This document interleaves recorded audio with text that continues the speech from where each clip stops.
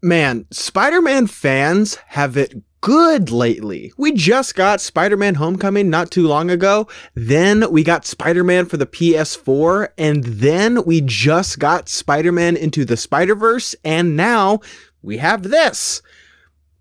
We're pretty spoiled.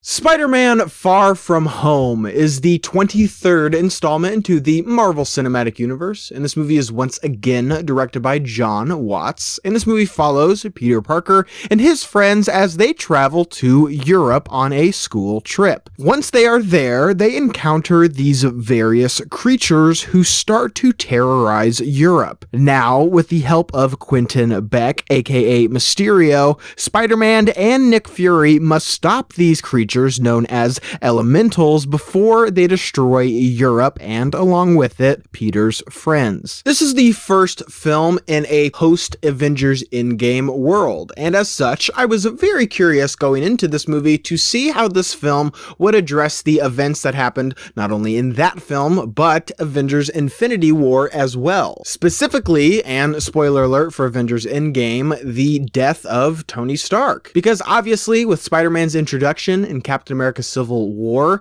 Tony kind of occupied the Uncle Ben-esque father figure role in Peter's life. But now that he's gone, that's kind of left Peter in a difficult spot emotionally. The entire world in this film is not just looking towards Spider-Man, but really anyone to fill the void that is now left by Tony. And that's something that I really loved about this film. Even as fans, we are kind of now looking at the rest of the cast of characters, because now that Tony and now that Steve are gone, we are looking towards them as kind of the next Avengers. And we're looking at them and kind of saying, you guys have some pretty big shoes to fill. And I think this film navigates that area incredibly well. There's a fantastic scene between Peter and Happy Hogan that I felt was one of the strongest in the film, in which Peter is actually talking about the impact that Tony had on his life. It's one of the quieter scenes in this film, and it's two characters, one of whom we've known since 2008, kind of processing what happened in the film prior to this. And I thought it was one of the better scenes in the movie. And I believe that is where Spider-Man Far From Home shines the brightest, is in a lot of the character work in this film. Because once the snap happens, or as this movie refers to as the blip, once that happens, there's this segment of people who their lives were literally put on hold. And then there's a separate group of people who they tried to continue to live their lives as normally as possible. However, coincidentally enough for us, the audience, all of the primary characters that were introduced in Spider-Man Homecoming, they were all victims of the blip, and as such, their lives haven't really changed all that much since we last saw them. And I really like what is done with them in this movie. Peter is still continuing to navigate his way through high school, and like any self-respecting Spider-Man movie, his superhero duties often conflict with his social life. They even address a very specific area of this film regarding Peter's secret identity, and I thought it was a really smart addition to this movie. Because in a lot of ways, this film actually has a quality about it that is similar to that of a romantic comedy, because Peter's in this very romantic setting and he's trying to make a move on MJ, and as a surprise to no one, things aren't really going his way. And I really enjoyed that aspect of this film quite a bit, showing Peter trying so hard just to impress MJ, but because of his superhero lifestyle and Nick Fury, things are kind of getting in the way. And speaking of which, Nick Fury, like everyone else in this movie, is left in a very interesting position after the snap. Because like everyone else, he was gone for 5 years, and as a result, kind of vacated his position as top dog in the field of intelligence. He's behind on the times. He doesn't really know what the current state of the world is, which actually leads him to teaming up with Mysterio, who's portrayed by Mr. Jake Gyllenhaal. Oh my goodness. Couldn't tell you how happy I was to find out that Jake Gyllenhaal was cast as one of my favorite characters in Spider-Man's repertoire. Because good old Jake G, he's my boy. he gets me. He's my favorite actor working right now, and you better believe that I was very excited to see him playing this guy of all people. And of course he does not disappoint. Are you kidding me? This is Jake freaking Gyllenhaal we were talking about, people. His performance as Quentin Beck I thought was incredibly well done and works on multiple different levels. Initially when he was introduced, I wasn't too sure about his character. However, as the film goes on, you can kind of see that there are a lot of layers to his character and to his performance. Also, I just want to say how happy I am that Marvel has consistently delivered with the costumes in this franchise. Somehow, they have taken one of the most absurd and ridiculous looking characters in Marvel Comics and somehow made him work. They made him look legitimate and like he fits in this universe. And they didn't shy away from the big, giant, stupid looking fishbowl helmet. They included it. I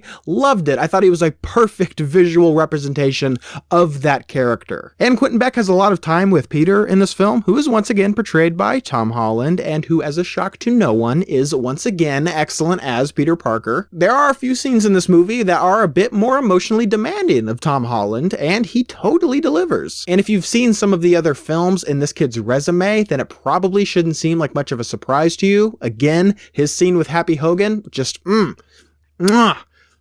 And speaking of scenes like that in this film, there's one scene in particular that as a Marvel fan, I found so deeply satisfying. There's a sequence in this movie involving Mysterio, and it's top tier Marvel stuff. It was perfect. It is everything that I could ever want with a character like this portrayed in this movie. And although I did really enjoy the way that Mysterio was portrayed in this film, I think if you have a minimum baseline understanding of Spider-Man and the characters within his world, I don't think that this film is probably going to have too many surprises for you. This film does include various things that are vastly different from what they are in the comic books, and they are altered in a way to fit this universe, which is a good thing. However, again, I think if you have a very minimal understanding of Spider-Man and the characters that he interacts with, I don't think that this film is going to have too many things that you probably couldn't guess yourself, which I'll admit is something I was disappointed to see. And I think as someone who watches all of these movies and really looks at all of the marketing material for these films,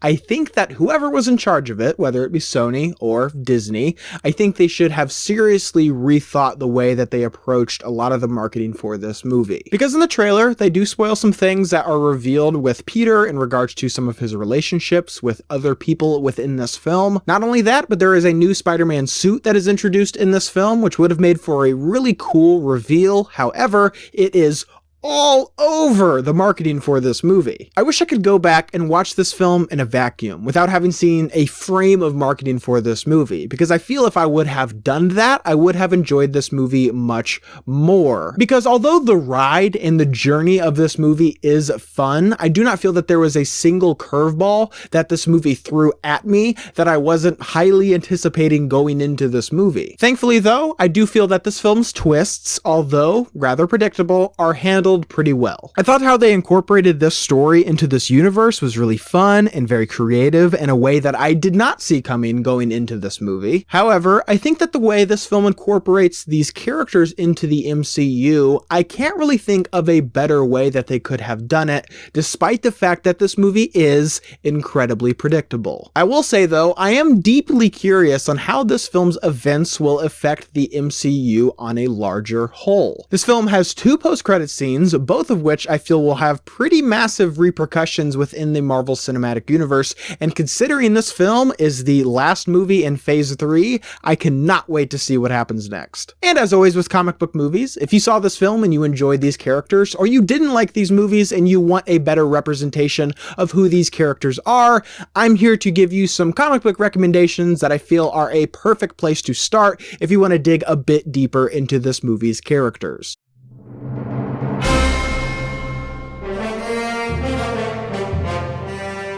If you saw this film and you loved Peter Parker's Spider-Man, then I highly recommend checking out Nick Spencer's current run of The Amazing Spider-Man, as well as Spider-Man Blue. And also, make sure you check out the Amazing Spider-Man run titled The Gauntlet, which runs from The Amazing Spider-Man number 611 to 637. And if you saw this film and you loved Mysterio, then I would definitely recommend checking out The Web of Spider-Man issue number 90. And also make sure you check out The Amazing Spider-Man issue number 13, as well as The Amazing Spider-Man number 198 through 200. Make sure you keep an eye on my channel because I will be posting a spoiler-filled review leading up to the release of this movie. But did you guys see Spider-Man Far From Home? What did you think about it? Leave your thoughts and opinions down below. And as always, guys, thank you so much for watching today. I hope you liked today's video. And if you did, you can click on the link down below and subscribe to my channel to see more movie reviews and movie-related things. Again, guys, thank you so much for watching, and see you next time.